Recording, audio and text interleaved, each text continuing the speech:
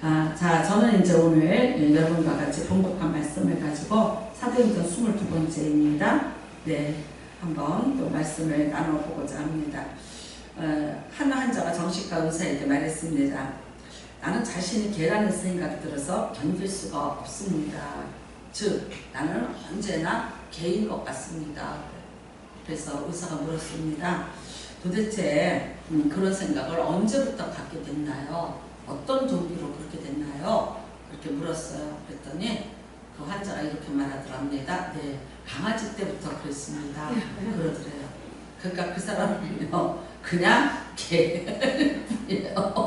나는 강아지 때부터 그랬습니다. 그랬대요.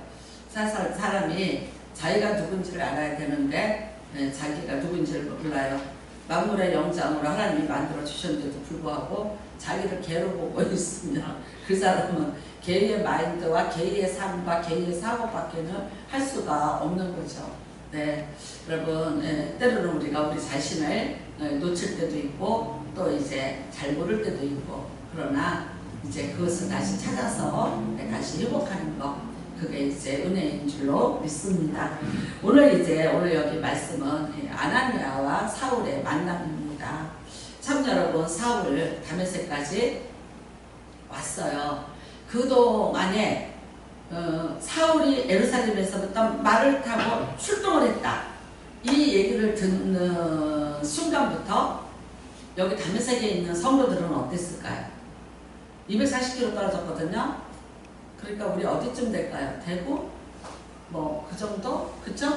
얼마나 무서웠을까요? 말을 타고 한 2박 3일을 달려야 된다고 하더라고요. 근데 그동안에 이 사람들의 공포는 이루 말할 수가 없었죠. 어떡하나, 이제 우리가 드디어 색출을 당하고 죽게 됐구나. 그랬는데 그 다메섹의 입구에서 그가 무슨 일인지 모르겠는데 쓰러졌고 말에서 떨어졌고, 그 다음에는 아무것도 그 충격으로 인해서 보이는 것이 없고, 그리고 비명만 지르고 있고, 허공에다 대고 이상한 소리만 하고 있고, 그러니까 이제 같이 동행했던 어떤 사람들이 그를 데리고 어떤 곳에다가 갖다 놨겠죠. 그쵸? 어떤 뭐 여인숙이든지 어디에다가 이제 데려놨겠죠. 자, 이 소식을 들었어요. 얼마나 다행이라고 생각했을까요? 여기 살아있는 사람들 중에서 이제 특별히 이제 아나니아, 그쵸? 얼마나 다행이야. 드디어 하나님이 우리 기도 응답하셨다. 우리가 이런 고난을 겪지 않게 하시려고 하나님이 막아주셨다. 할렐루야! 그러고 있었겠죠. 그랬는데 예수님이 갑자기 나타나셨어요. 나타나셔서 이러시는 거예요. 너 직가라는 곳에 가라. 그거는 이제 이런, 우리로 말하면 지금 명동 이제 이런 곳이에요. 그러니까 거기를 가라. 거기를 가면은 사울이라는 사람이 있을 것이다. 근데 그 사람한테 가서 네가 안수해주고 그 사람의 눈을 뜨게 해줘라.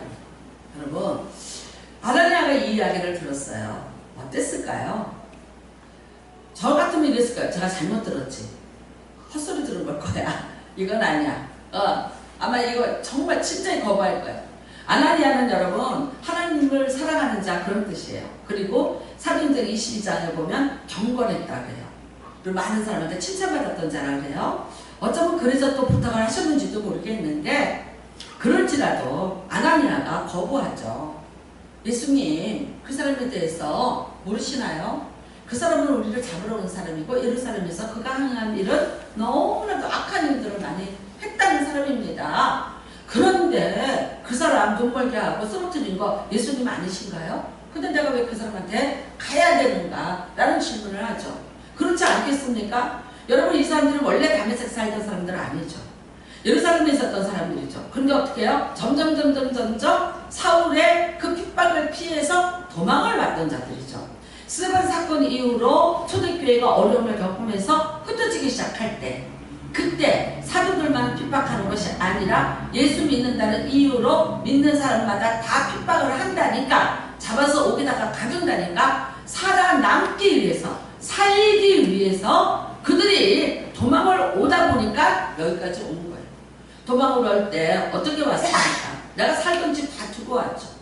내가 살고 있던 살림살이, 내가 아끼던 것들, 모든 것들을 다 두고 왔죠. 여러분, 이 당시에는 온 가족이 예수 믿는 사람이 거의 없었을 거예요. 그러니까 내가 사랑하는 가족들하고도 헤어져야 됐을 거예요. 이 낯선 객지까지 내가 왔어요. 얼마나 많은 것을 두고 뺏기고 포기하고 그리고 내가 슬피 그러면서 두려움으로 여기까지 왔냐고요. 그런데 여기에서 내가 사울을 만나러 가다니 그 다음에는요 정말 이거를 누가 증명할 수 있냐는 거예요. 사울이 예수님을 만났다 뭐 말에서 떨어졌다 그거 하는 말을 어떻게 믿냐는 거죠. 왜? 그는 원래가 우리를 죽이려고 오던 사람이잖아요. 그러니까 이거는 모함일 수도 있고 이거는 어떤 때는 함정일 수도 있는 거죠. 굉장히 큰 우리가 함정에 빠져들어간다면 아나니아 하나가 해를 입는 게 문제가 아니라 여기에 숨어있는 비밀 우리 동지들의 조직이 다 위험해질 수가 있는 거죠. 그러니까 여러분 아나니아가 내가 못 가겠다고 말하는 것은 너무나도 당연한 거죠. 어느 정도여야죠. 어느 정도. 이 사람 사울은 정말 끝판왕이에요. 더 이상 어떻게 할 수 없는 그런 박해자잖아요. 대제사로부터 권세 받았죠. 권세를 받을 만한 그런 능력을 가지고 있죠. 그 다음에는요 이 사울에 대해서 외모에 대한 이야기가 나와요. 근데 코는 매부리코에다가 이마는 다 여기 까지고 혹시 뭐 비슷한 거 있다고 또 시험 들지는 마세요. 네, 여러분은 사울이 아니니까. 그랬대죠. 키는 조그맣댔죠. 그 다음에는요 허리는 굽었대요. 그러니까 이 사람은 그리고 또 간질까지 성천적으로 있었다는 거예요. 그러니까 이 사람은 외모에 대해서 굉장히 자기가 이런 어떤 열등의식 같은 걸 갖고 있었고요. 그 다음에 또 말을 잘 못했어요. 사람들을 상태시킬 만한 말을 못했어요. 그래서 자기도 인정했어요. 나는 말에는 좋아라. 그 다음에 뭐라 그래요? 나를 보는 것보다는 너희가 편지를 받는 것이 은혜스러우니 라고 말하면서 편지를 띄웠어요. 그래서 남아있는 게 이제 서신서예요. 왜 그랬을까요? 네, 말이 잘 안 돼요.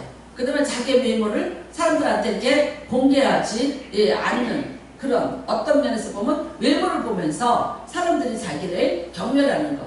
근데 이거 뭐 어렸을 때부터 그러지 않았을까요? 그런 것에 대한 어떤 상처나 분노 같은 거 있을 수 있죠. 저는 제가 큰딸인데 저를 낳았을 때 아버지의 외삼촌 동생이 와서 이런 말 했대요. 엄마한테. 아줌매요. 알을 그렇게 보지만 말고 나무를 주무르듯이 이렇게 좀 꼭꼭 알을 누르소.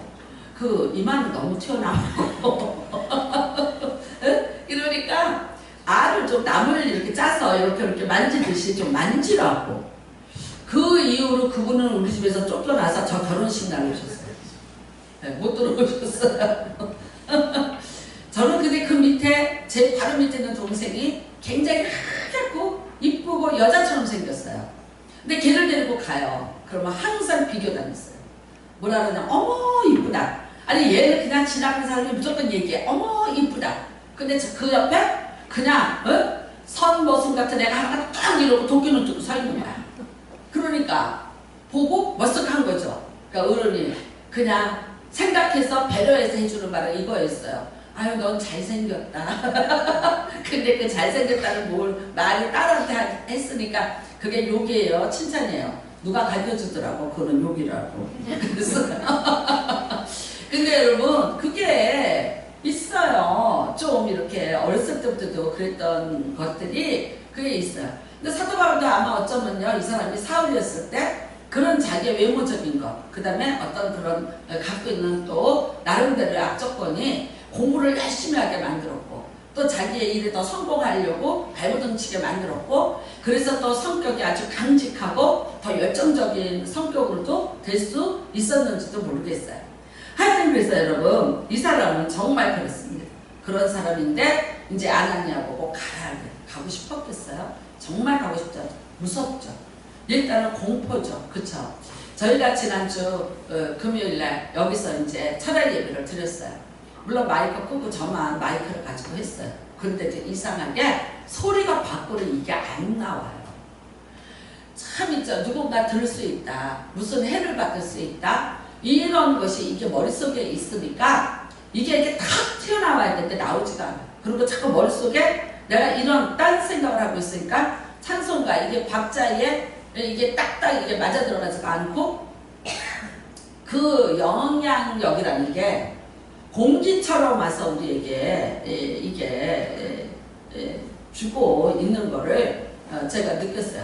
그런데 이제 한참 기도를 하고 나니까 정신이 돌아오고 그리고 이제 기운이 좀 돌아오고 했습니다. 여러분 참 그래요. 예수님도 이런 사람을 택하시면 복음 전하는데 굉장히 이런 어려움이 있잖아요.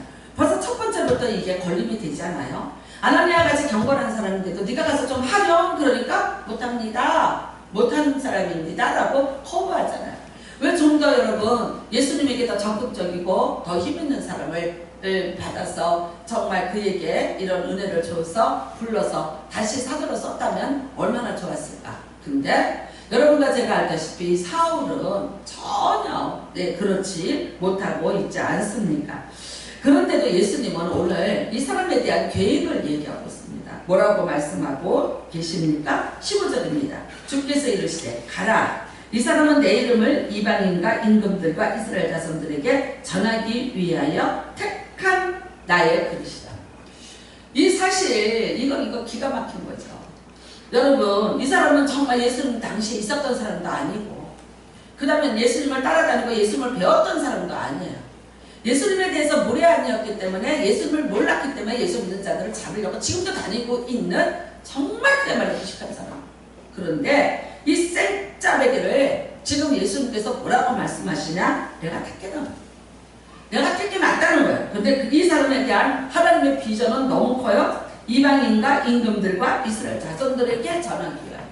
근데 이것을 다 완성한 사람은 사울 하나입니다. 물론 나중에 이름이 바울로 바뀌잖아요. 이제 작은 자로 바뀌잖아요. 이 사람 하나입니다. 여러분 이방인들에 가서 복음 전했죠? 어느 누구도 그렇게 못했습니다. 그 다음에는요 왕에게 아그리빠 왕 베스토 각하에게 가서 복음 전한 사람은 이 사람 하나입니다. 감히 그 앞에 누가 가서 쓰겠습니까? 그런데 거기 서서도 당당하게 자기가 예수를 만나는 것을 증언하는 사람은 이 사람 한 사람입니다. 그 다음에는요 또 예루살렘에 있는 이스라엘 자손들에게 그가 복음을 증거하는 자로. 어떻게 볼까요? 우리가 지금 볼 때는 핍박자예요. 너무나 저쪽 반대편에 있는 새빨간 빨갱이 같은 사람이에요. 그런데 하나님은 놀랍게도 그 사람을 향해서 이런 계획을 갖고 있다. 이거를 누가 알겠어요? 이 사람은 사울도 몰랐고 그 다음에는요 사울과 함께하는 사람들 지금 이 말을 듣고 있는 아나니아도 전혀 이 세상에 누가 사울의 뭐 친척이 부모가 어떤 형제가 친구가 누가 알았을까요? 아무도 모르는 거죠. 감히 상상도 못하는 건데 하나님은 그 사람에게 그런 계획을 이미 가지고 있었다. 이걸 예수님은 아시는 거예요. 나를 위해서 내가 택한 그릇이라는 거예요. 내가 이룰 꿈이 이렇게 큰데 이 꿈을 이뤄주는 나의 그릇이라는 거예요. 나의 동역자라고 말씀하는 거예요. 뿐만 아니라 그가 내 이름을 위하여 얼마나 고난을 받아야 할 것을 내가 그에게 보이리라. 네. 그냥 속이고 하지 않는다는 거예요. 나는 다 보여줄 거야. 그럼에도 불구하고 이 사람은 나를 배반하지 않고 돌아서지 않고 그 환난과 그 박해를 받으면서도 나를 위해서 내 이름을 증거할 자라는 거예요. 여러분 이거를 누가 알아요? 누가 알겠어요? 우리는 사람을 보면서 그 사람의 모든 갖고 있는 조건과 외모와 여러 가지를 보면서 그 사람에 대한 평가를 합니다. 그리고 가늠해 봅니다. 그 다음에 그 사람이 어떤 말을 하면 저 말이 될지 안 될지 우리는 너무나도 빨리 계산하고 빨리 정리하고 빨리 셔터를 내리는 습관이 있습니다. 안 돼. 뭐가 되겠어? 근데 놀라워요. 여러분 주님 앞에 물어보셨나요? 주님은 어떤 계획을 갖고 계신지 그거를 우리가 한 번쯤 물어봤나요? 우리는 여러분 다윗이 도망을 다닐 때 사람들이 다윗에게 붙어요.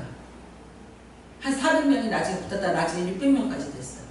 근데 그 사람들이 다 어떤 사람이에요? 환난당한 자, 빚진 자, 원통한 자. 네. 사울에게서 쫓겨나서 이 세상에서 이 나라에서 다 버림을 받고 내친 사람들. 환난당한 자, 빚진 자, 원통한 자. 환난도 당했어요. 빚도 졌어요. 그래서 그 다음에요. 그것을 정상적인 방법대로 된 것이 아니기 때문에 원통해요. 그런데 이 사람들이 만난 다윗은 목동이었어요. 그 다음에 쫓겨다니고 있어요. 나라에서 국가에서 잡으려는 1호 수배자예요. 네, 그 사람에게서 무슨 희망을 찾아서 그 사람과 같이 몰려다닐까요? 어떻게 될 줄 알고? 네, 여러분 놀랍게도 다윗은 알잖아요. 자기가 왕 될 거. 그렇다고 내가 이 사람들한테 내가 왕 되고 너 뭐 어떻게 해줄게. 해줄 테니까 너 와라. 그래서 불렀을까요? 아니에요. 서로가 원통하고 서로가 아무것도 가진 것도 없고 서로가 빚졌고 서로가 정말 환난을 당해서 끝까지 간 사람들이에요. 그런데도 불구하고 그들이 그보다도 더한 수배자가 되어서 쫓겨다니는 다윗을 보는 것은 뭐 때문에 갔을까? 그리고 왜 떠나지 않았을까? 여러분, 다윗을 통해서 일하시는 하나님을 봤기 때문에 그런 거예요. 다른 건 아닙니다. 그 사람이 갖고 있는 조건은 아무것도 없어요. 그런데 다윗을 통해서 일하시는 하나님, 다윗이 찾는 그 하나님, 그 하나님을 보고 그 사람들 쫓아다녀요. 다윗은 여러분 그 사람들을 데리고 뭘 할까요? 그 사람들이 자기를 위해서 뭘 해줄 수 있다고 생각했겠어요? 서로가 무시하고 서로가 경멸하고 서로가 여기에 대해서 선을 긋고 있었다면 그들은 하나님이 세우고자 하는 나라를 세울 수 없었던 사람들. 그런데 각자가 뭘 봤어요? 거기에서 하나님을 보고. 여러분 오늘 아나니아도 마찬가지예요. 아나니아가 그런데 갑니다. 가서 어떻게 해요? 안수해주고 안수를 해주니까 그 자리에서 이 사울의 눈에서 비늘 같은 것이 떨어지고 그가 이제 보게 돼요. 근데 놀라운 거는요. 이미 그 사울에게 주님께서 이걸 다 설명해 놓으셨다고. 그가 3일 동안 직관하는 여인 속에 엎드러지고 꼬꾸라져서 이 기이한 현상에 대해서 수많은 질문을 던지고 있었을 그때에 이미 주님께서 말씀하셨어요. 아나니아라는 자가 올 거야. 그리고 내 눈을 떠줄 거야. 여러분 아나니아가 순종했기 때문에 이 일은 순적하게 이루어진 거죠. 만약 아나니아가 끝까지 안 했다면 어떻게 됐을까요? 인간인 사울을 바라보면서 그의 모든 그런 스펙을 보면서 많이 아나니아가 이거를 거부했다면 사울은 어떻게 됐을까요? 맞아요. 또 누군가를 기다려야 되고 그 다음에요. 그에게 엄청난 상처는요. 나는 내가 있던 데서 환대를 받았는데 내가 이거 말해서 이제 떨어졌어. 출세길에서 떨어졌어. 나는 아무것도 없어. 나는 이렇게 됐어. 그랬더니 이 사람들도 나를 무시해요. 여러분 처음으로 이제 입문을 하는 거예요. 이쪽으로. 그런데 입문할 때 처음에 안내하는 사람이 어떤 사람인가에 대해서 이 사람은요 상처가 될 수도 있고 그 다음에는요 또 오히려 회복이 될 수도 있고 그 다음에는 더 기대할 수도 있는 거죠. 근데 아나니아는 갔습니다. 왜 갔습니까? 성령께서 역사하시는 대로 그가 따라갔다는 거예요. 성령이 인도를 해 주시니까 따라가는 거예요. 성령의 음성을 듣는 거예요. 이미 여러분 이 예수님께서 사울에게 말씀하셨잖아요. 올 거야. 이미 사울을 다 말려놓으신 거예요. 사울에 대해서 이미 사울이 무엇을 하고 살아야 되며 앞으로 어떻게 살 것인지에 대해서 예수님은 다 설명을 해 놓으신 상황이죠.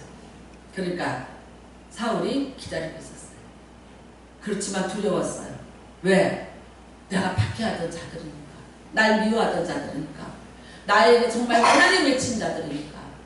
내가 이렇게 지금 연약한 상태에서 모든 것을 다 잃어버리고 만났을 때 저들이 과연 나를 어떻게 받아들여 줄 것인가에 대한 불안과 두려움이 있었겠죠. 이제는 거꾸로 됐어요. 그 불안과 두려움이 다시 바울이 주던 것인데 이게 다시 바울의 것이 되었어요. 그래서 둘이 만나요. 그렇지만 여러분 아나니아도 성령의 사람입니다. 사울도 이미 성령께서 함께 하셨기 때문에 그래서 두 사람이 만났고요. 거기에서 예수님이 행하신 대로 하라는 대로 했고 그 다음에 이제 너로 다시 보게 하고 성령으로 충만하게 하신다 하니 즉시 사울의 눈에서 비늘 같은 것이 떨어졌어요. 여러분 사실 아나니아는요 사도도 아니에요. 제자도 아니에요. 그냥 평범한 성도일 뿐이에요. 그런데 그가 이제 사도 바울이 나중에 22장 사도행전 22장에 그 아글과 왕 앞에서 그가 증언할 때 이런 말을 합니다. 그가 경건한 사람입니다. 그리고 그는 많은 사람한테 칭찬받는 사람이었다. 뭡니까? 아나니아의 인품에, 그 인격에 놀란 거예요. 여러분, 저는 그래요. 누군가 어떤 제가 목사님하고 이렇게 같이 대화를 했어요. 태국 부대, 정확히 말하면 이제 8.15 광장 팀이에요. 이제 서로가 이렇게 첨예하죠. 근데 놀랐다는 거예요. 왜 제가 그 편이 아닌지에 대해서. 섭섭하다는 표현을 해요. 그래서 제가 말했어요. 뜻은 맞다. 뜻은 맞다. 차별법, 동성애법 통과하지 말아야 된다. 공상화되지 말아야 된다. 뭐 무슨 또 뭐 법 있어요. 그거 그래. 아니라면 아닌가 보다. 나는 잘 모른다. 검찰에 대해서. 검찰 개혁? 그래. 필요할 수도 있다. 너무 그 공권력이 우리나라에 무서운 그런 어떤 협박하는 힘? 뭐 이런 것들? 그런 게 있었어요. 그래서 그거를 순화시키는 법을 만든다면 맞다. 다 맞다. 그런데 안 하는 이유는 정확히 이거다. 그리스도의 방법이 아니다. 내가 아는, 내가 믿는 예수님의 방법대로 우리가 소리를 내지 않는다. 그 방법대로 해야 돼. 그 방법이 뭐냐? 화평함과 거룩함. 예수를 믿는 사람이 있는 곳에는 소리치고 욕하고 저주하고 맹세하고 분열하고 참소하고 이거를 막 들춰내고 소유하는 것이 아니다. 대한민국의 목사가 어떤 한 사람이 대표가 돼서는 안 된다. 대한민국은 목소리가 크면 이긴다는다. 그런 세상 아니다.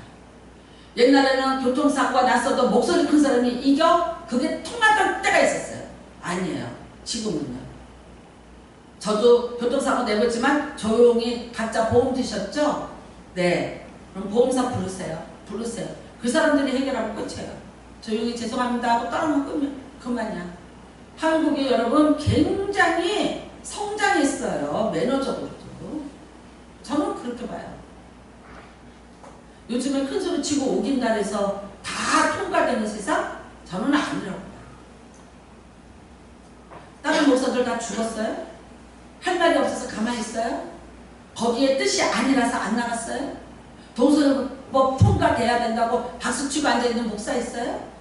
나라가 공산화 되는데 걱정 안 하는 목사 있어요? 근데 방법론에서 다른 거예요. 방법론이 뭡니까? 우리 방법론은 딱 이거예요. 화평함과 거룩함을 쫓아. 이걸 하지 않고는 주의 얼굴을 보지 못하리라. 다시 말하면 뭡니까? 이런 주님의 가르쳐준 방법으로 하지 않으면 내가 주의 낯을 보지 못하리라. 저는 시어머니도 권사님이고 아들도 아니 며느리도 권사님이에요. 두 사람의 신앙을 따로 놓고 보면요. 더 이상 좋을 수 없어요. 근데 이 두 분이 한 집에 사는데 이 두 분이 사는 모습을 보고 그 아들이 이런 말을 했어요. 두 권사녀 싸우는 거 보기 싫어서 난 교회 안 가. 그 아들이 우리가 얘기를 해요. 가자고.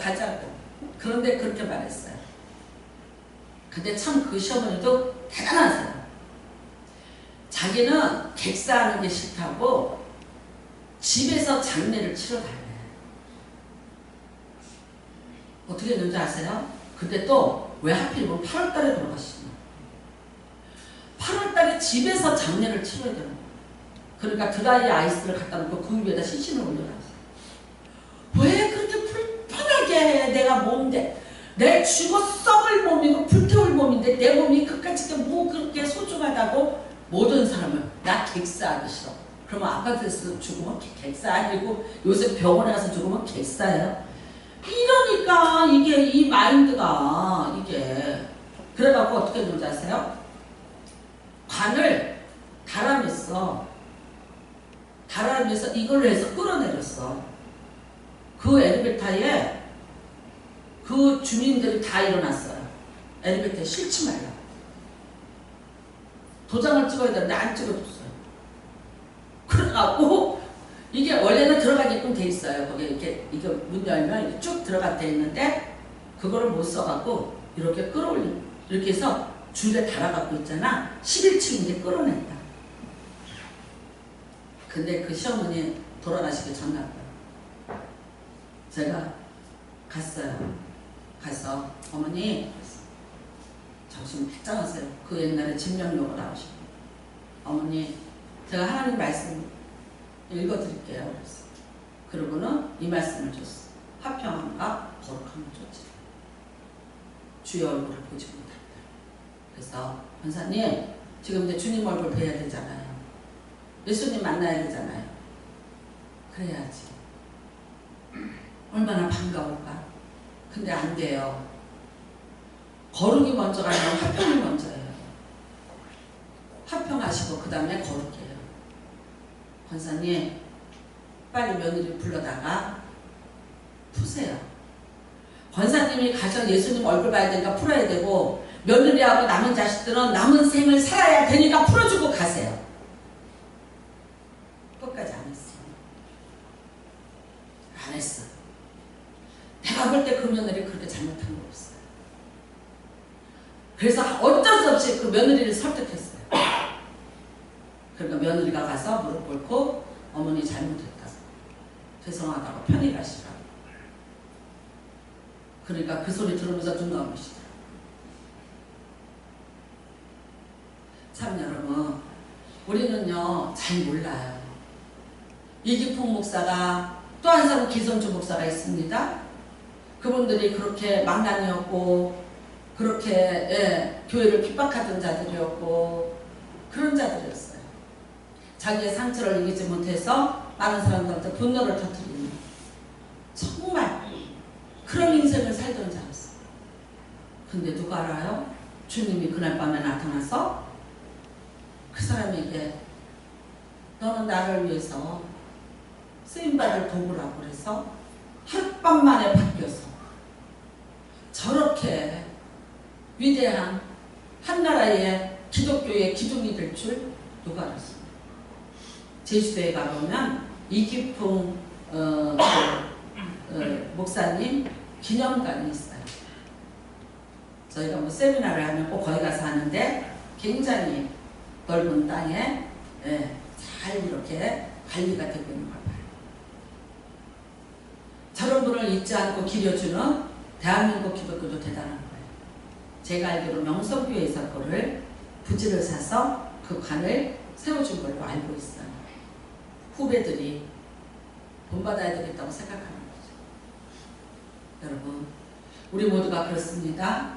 저 사람 누군지 몰라요. 어떤 사람인지 몰라요. 나도 날 몰라요. 내가 무엇을 위해서 살아야 되고 내가 어떤 것을 주목하며 살아야 되고 내가 삶의 인생의 목적이 무엇인지 모두 잘 몰라요. 그렇지만 예수님은 그 계획을 갖고 계셔요. 이미 알고 계셨고 진행하고 계셨어요. 여러분 어떤 면에서 보면요 우리가 로마서 5장 20절에 보면 이런 말씀이 있어요. 죄 많은 곳에 은혜가 크더라. 그래서 죄를 많이 지라는 게 아니에요. 어쩌면 사도 바울이 자기를 향해서 한 말일 수도 있어요. 맞아. 예전에 모르고 우리가 율법에 매여서 내가 죄인인 줄 모르고 살았던 죄인이야. 근데 내가 예수 그리스도의 은혜를 받고 나서 보니까 진짜 죄인이 누구더라? 나더라. 여러분 이 사울이 말에서 떨어지고 그리고 이 급작스럽게 나타난 자기 인생의 이 순간에 누군가 와서 위로해줬고 누군가 와서 손을 잡아주고 그리고 다시 어루만져주고 지금 눈을 뜨지 못하는 그 상황에 다시 눈을 떠주면서 성령 충만함을 우리와 같이 받으라. 형제예요. 여러분 아나니아의 이 말이 그에게 얼마나 위로가 됐을까요? 얼마나 힘이 됐을까요? 그 고마움을 잊을 수 있을까요? 잊지 못했어요. 우리는 똑같이 또 그랬지만 제자들 여러분 사울 받아주지 않았습니다. 인정해주지 않았습니다. 계속해서 의심했고 계속해서 그의 과거를 들먹이면서 차별화를 추구했고 그를 무시했고 안 받아줬습니다. 그래서 할 수 없이 그가 고향 다소로 내려갔죠. 근데 누가 또 끌어줍니까? 바나바가 끌어줍니다. 고향 다소까지 가서 그를 설득합니다. 그의 상처를 치유해줍니다. 그리고 가자. 나하고 같이 선교하자. 아나니아를 통해서 눈이 떠졌고 자기가 주님 앞에 부름받은 자인 줄을 알았고 그리고 다시 그가 주님의 그런 제자로서의 다시 환골탈태하는 삶의 세계에 첫 발을 내딛는 그 일이 있었다면 다시 사역자로서 멋지게 일을 할 수 있는 모든 여건을 만들어 주어서 정말 이방인을 위한 위대한 사도 바울을 만든 사람은 바나바입니다. 여러분 꿈을 가지시기를 바랍니다. 네. 여러분이 누구인지도 정확히 아셔야 됩니다. 난 누구인지 제가 지난주에 말씀드린 대로 이거는 너무나 정확합니다. 자기 인생의 목적을 알지 못하는 사람, 자기가 주 앞에서 어떤 자인지를 알지 못하는 사람은 항상 흔들립니다. 그리고요 에너지가 안 나옵니다. 네, 내가 누구인지를 알면 놀라운 에너지가 나옵니다. 내가 정말 주님 앞에서 내가 누구인지를 알면은요 기가 막혀요. 그 다음에는요 내가 사는 내 인생이 아닙니다. 내가 어떻게 됐든 어떻게 망가졌든 어떻게 병들었든 어떤 상태가 됐을지라도 나를 쓰기 위한 그분이 나를 다시 만들고 나를 희생시키고 나를 회복시켜 가신다. 그분이 원하시는 대로 나를 쓰임 받도록 그렇게 그분이 조건에 맞도록 나를 이끌고 가신다는 것을 믿으셔야 돼요. 무조건 뭘 해달라고 요구하지 마세요. 이거를 해주면 내가 무엇을 할 수 있는가, 어떤 것을 할 거인가 그 목적을 얘기하십시오. 여러분 그 목적을 말하지 않는 그냥 도와달라는 목매이는 기도는 의미 없는 기도. 그러니까 만일 왔어요. 그 다음에는 어떻게 해야 돼요? 그 다음에 그걸 어떻게 할 줄을 몰라요. 준비되지 않은 사람이 로또 복권 맞았어요. 그 다음에는요 그 돈을 가지고 뭘 해야 될지를 몰라요. 그러니까 어떤 사람이 세상에 식당에서 일하고 있는데 종업원이 된 거야. 근데 그 종업원 그 식당 사장한테 이걸 보여주는 거야. 나 로또 된 거 맞나? 근데 그 돈 누가 가졌겠어요? 네? 식당 주인이 18억을 가졌더라. 근데 주변에서 아마 사람들이 일어나서 했나봐. 재판을 해서. 근데 첫 번에는 졌대. 주인이 이겼대. 놀라워. 근데 이번에 다시 함수를 해서 이 사람이 이긴 거예요. 여러분 신기하죠? 나한테 지금 로또가 당첨된다면, 나한테 로또가 당첨된다면 나는 뭐 하겠어요? 나는 뭐 해? 딱 1번으로 뭐 해? 여러분 정말 예수님이 여러분을 찾아오셔서 여러분과 만난 로또보다 더한 거죠. 더 놀라운 역사가 일어나죠? 근데 어떻게 하시겠어요? 뭐 한다고 얘기하시죠?